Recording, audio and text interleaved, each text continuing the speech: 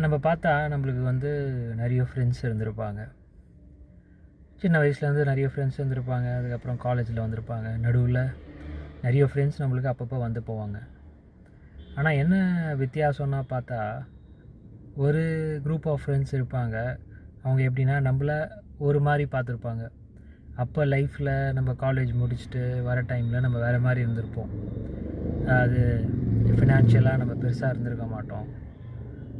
அப்புறம் பார்த்திங்கன்னா அப்போ தான் லைஃப்பில் நம்ம ஏதோ பண்ணுறதுக்கு முயற்சி இருக்கும்.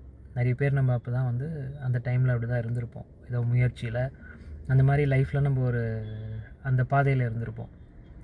அப்போ என்னென்னு பார்த்தா நம்மள நிறைய பேர் ஒரு மாதிரி பார்த்துருப்பாங்க. ஃப்ரெண்ட்ஸு சுற்றி இருக்கவங்க எல்லாம் நம்மள ஒரு பார்வையில் பார்ப்பாங்க. அதுக்கப்புறம் நம்ம லைஃப் பெட்டராக இருக்கும் நம்ம முயற்சினால்.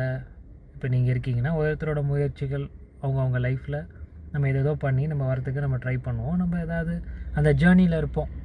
அதை ரீச் ஆகிட்டோன்றது கிடையாது, பட் அந்த ஜேர்னியில் இருப்போம். பட் ஆனால் அந்த ஃப்ரெண்ட்ஸ் நம்ம ஒரே மாதிரி தான் இருப்போம். ஆனால் அந்த ஃப்ரெண்ட்ஸு சுற்றி இருக்க ஃப்ரெண்ட்ஸு பார்த்தாக்கா திடீர்னு டாக்ஸிக் ஆகிடுவாங்க. இப்போ நிறைய இதில் நம்ம பார்ப்போம், டாக்ஸிக் ரிலேஷன்ஷிப், டாக்ஸிக் ஃப்ரெண்ட்ஸ். அந்த ஃப்ரெண்ட்ஸே டாக்ஸிக்காக மாறுவாங்க. அதாவது நம்மளை பற்றி தப்பாக சொல்கிறது, நம்மளை பற்றி தப்பாக ரூமர் ஸ்ப்ரெட் பண்ணுறது, நம்மளை பற்றி தேவையில்லாத விஷயங்கள் எல்லாருக்கிட்டேயும் போய் பரப்புறது, இந்த மாதிரி வேலைலாம் பண்ணுவாங்க.